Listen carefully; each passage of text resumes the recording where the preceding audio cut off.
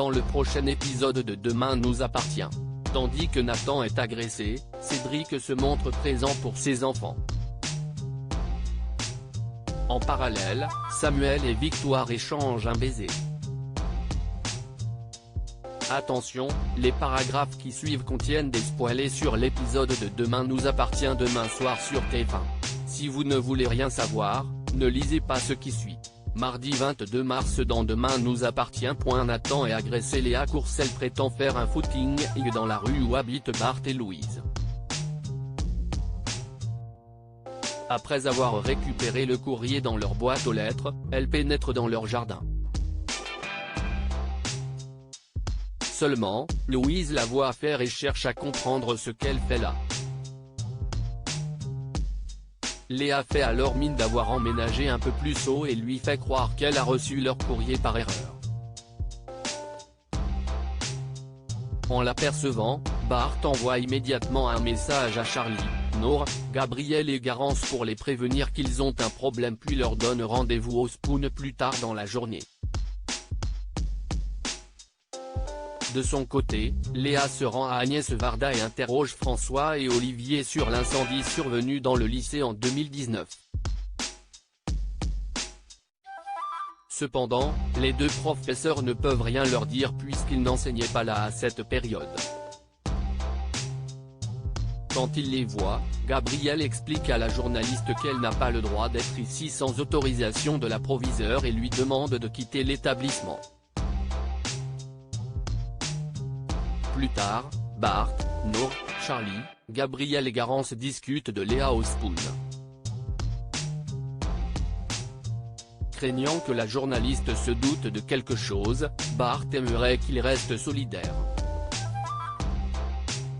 Seulement, Charlie souligne qu'à la base tout ceci était son idée et que si les choses venaient à mal tourner, c'est à lui d'assumer. Tandis que Bart précise que c'était un accident, Nour lui donne raison puis rappelle qu'ils s'étaient tout mis d'accord pour se taire. Si cette histoire venait à ressortir, ils seront tous dans de beaux draps. C'est pourquoi Gabriel encourage ses amis à rester soudés. Nour, Garance, Bart, Charlie et Gabriel décident donc de respecter leur pacte initial et de ne rien dire. La nuit tombée, Nathan, Mathilde, Dorian et Camille organisent une soirée clandestine au lycée pour changer les idées d'Engie. Pendant que les adolescents font la fête au foyer, Nathan se rend aux toilettes et tombe nez à nez sur Léa armée.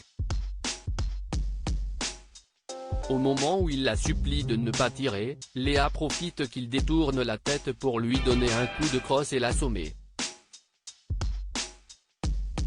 Cédric se montre présent pour ses enfants. Cédric a obtenu un parloir avec Irène.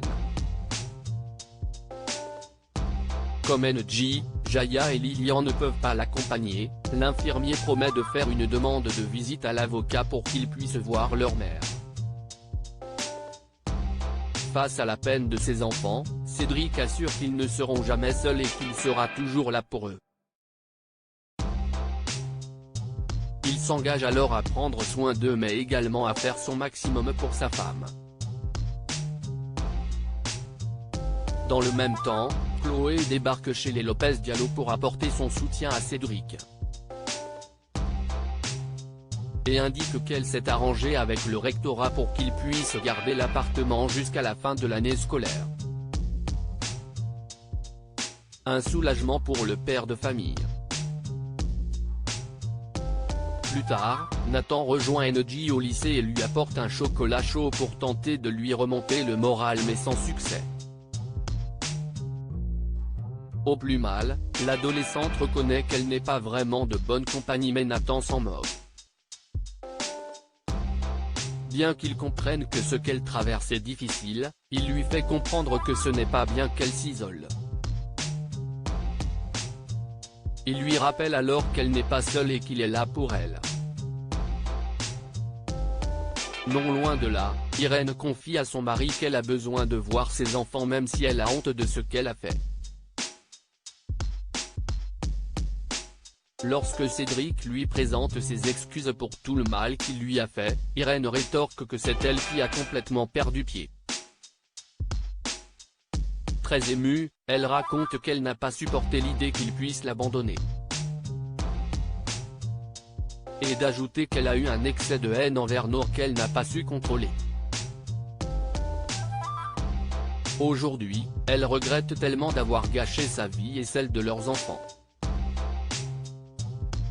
Comme elle s'en veut d'avoir failli tuer une jeune fille de 20 ans, Cédric lui fait remarquer que le pire a été évité. Certain que Nour finira par s'en remettre, il enjoint à tenir le coup pour leurs enfants. À l'hôpital, Cédric croise Nour qui l'attendait pour avoir une discussion avec lui. Même si elle a conscience que la situation est difficile, Nour a besoin de savoir où ils en sont. Quand il lui demande pardon pour ne pas l'avoir appelé du week-end, Lilian sort d'une séance de rééducation et les aperçoit. En colère, il reproche immédiatement à son père de continuer à voir Nour alors que sa femme est en prison. Tandis que Cédric assure qu'il ne faisait que discuter, Lilian s'en prend ouvertement à elle et l'accuse d'avoir brisé sa famille. Afin d'éviter un scandale, Nour décide de partir. Après lui avoir présenté ses excuses, Cédric lui donne rendez-vous au Spoon dans la soirée pour finir leur discussion. De retour chez lui, Cédric donne des nouvelles d'Irène à ses enfants. Dans la mesure où Jaya craint qu'elle ne reste 30 ans derrière les barreaux, Cédric se dit certain que le jugement sera forcément clément. Il tente alors de remonter le moral de ses filles mais Lilian lance qu'il peut partir pour rejoindre Nour. Toutefois, il préfère annuler pour rester avec eux.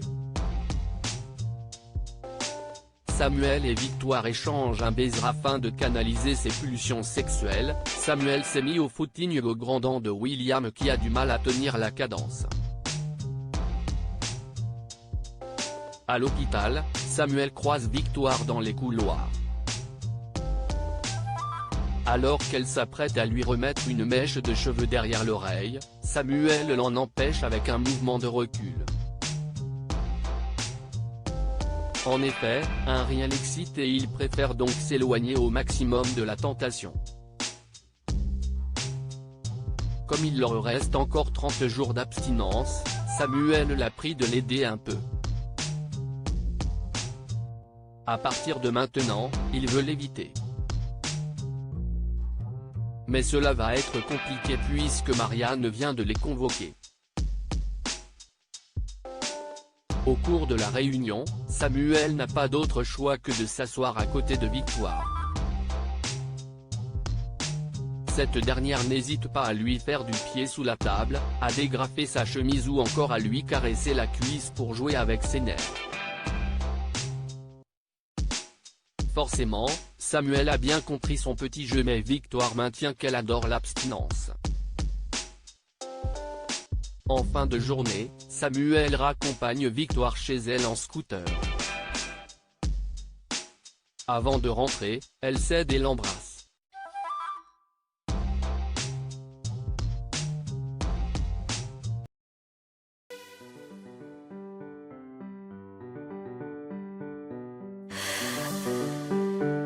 나